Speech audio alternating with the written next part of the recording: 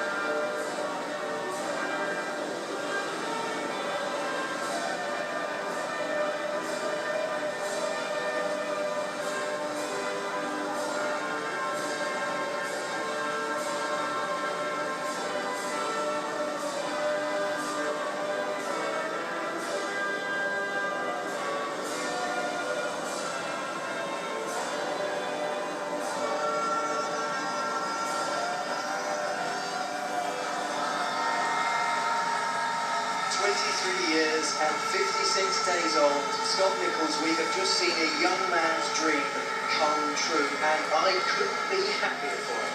What a moment that was. It's an anthem that we don't hear enough, isn't it? So, special moment for that guy. And, we've waited 13 years for that. Tai has been training for that his whole life, and my word, he looks every inch the hero tonight, doesn't he? He does. He's turned things around. It's been well documented that he had a tough time.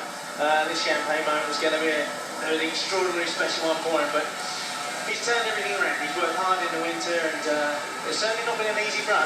He's had a couple of nasty injuries, and how crucial were those few points when he rode through the paint barrier now? Just amazing. And actually, it has to be said, of course it's Tai's night, but three terrific lads on the podium there. Bronze, silver and gold, all three of the lads, they're gentlemen, they're good quality fellas, aren't they? They have, and they've all dug deep to get where they were. It's not been handed to them on a plate. All three of the guys stand up there in physically good shape, and they've battled hard. Iversen has come from a little ways down in the series. That's a fully deserved third place, and the same for Jarek. Absolutely. Interesting to see Tai spit the champagne out there. He famously doesn't drink anymore. So I'm sure that will change tonight. One little taste and he's like, oh, come on, we're training. I better get rid of it. Yeah, no, I'm sure that will change. I'm sure he'll let his hair down tonight, and they're fully deserved. I think he'll wake up in the morning feeling a very happy man, but probably feeling a little bit second-hand as well. I mean, we can reflect on an incredible night of Speedway, but actually, let's focus on the entire season. It has just been brilliant, hasn't it? Tai, as we can see, sitting in the top there with 151 points, uncatchable, comfortably on the night. Jarosław Hampel with 142, Iversen with 132, and Greg Hancock came so close, within 3 points of getting that bronze, but just couldn't quite deliver on the night. Yeah, just one race win away from pushing a run off for third place. But also, you have to give a big shout out to the man in 8th place there, Darcy Ward.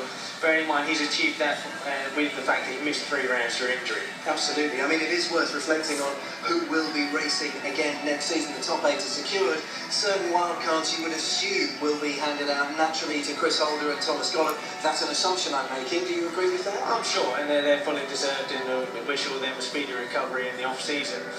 But like you said, there's certainly going to be a headache as to who they give the last couple to. Well, so we know there are 2 remaining wildcards that's on the assumption that I'm right with the first two. We know that Kasperjan has sealed his fate for next season as well. Yeah, and also Kenneth Pierre and Mark Smolinski by the fact that Iversen won the Grand Prix Challenge, but he's already qualified. So then it leaves a couple, but we're here from the man himself, I'm sure. Number one, mate, he's about to speak and tell us just how it feels.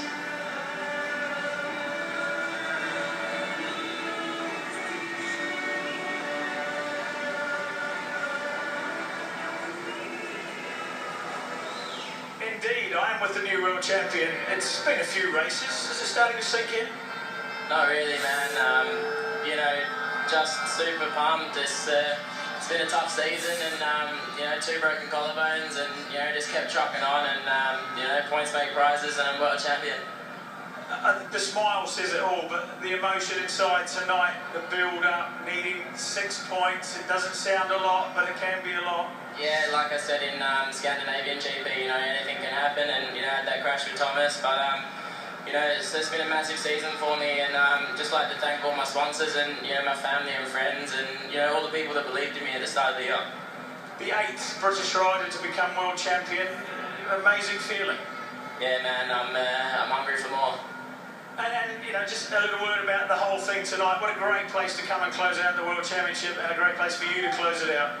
Dude, I don't even know what to say, man. I'm just so happy. You know, thanks to everyone back home that's watching.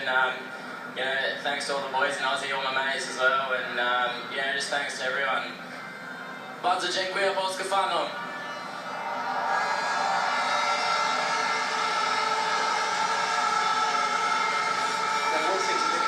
Scott, is that it's now confirmation that the word dude is now cool again. Is that fair to say?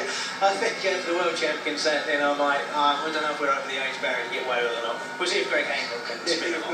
We might be a little bit too old for that one. I have to say, I had the pleasure of Tai's company for an interview for Eurosport a few weeks ago, and I found him the most charming, humble, honest and open gentleman, and that's one of the reasons why I'm so proud, not just to see a Brit winning it, but a Brit with a real heart and a real backstory of triumph. And you know, I'm personally, I know it sounds ridiculous, but I'm very proud of that. Yeah, he's come of age, and it must be a special feeling for him to be standing there with his girlfriend and his mum. I'm sure the one man he wishes was there was his dad, but there's no doubt he'll be up there looking down on him, very proud. And Tai absolutely believes that he will be watching on from above, and I think that's wonderful. Oh, definitely, and he can take a lot of heart and comfort from that. That was a tough time. He's done exceptionally well to turn things around from that. I'm sure that's been a massive inspiration to him. And he's got a good crew around him. Pete Adams there, Wolverhampton team manager. He's been a solid rock in his team. He's helped to keep time grounded and keep him focused. And full credit to Tai, but obviously it takes a good bunch of people around you to achieve those things as well. This is the photograph that Tai won't be enjoying.